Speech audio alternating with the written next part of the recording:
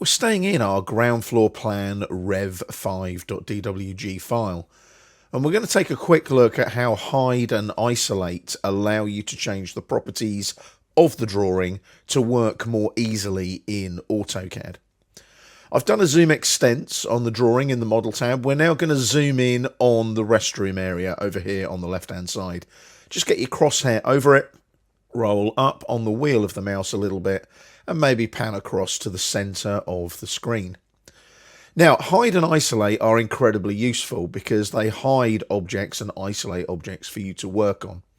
Now, if I click, say, about here, left click once, drag my window selection across like so to about, say, there, try and get that door in, there we go, and left click again, all those objects are now selected.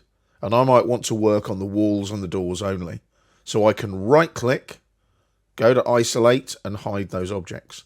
So now I can work on the doors and the walls quickly and easily.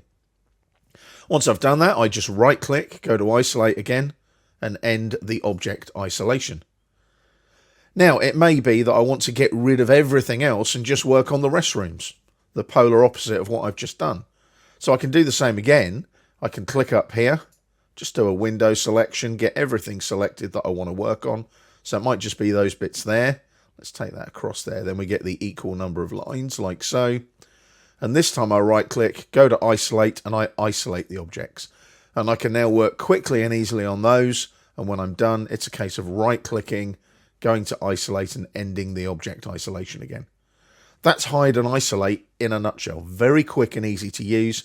Just makes your drawing that much easier to work with when you're editing properties and objects in AutoCAD.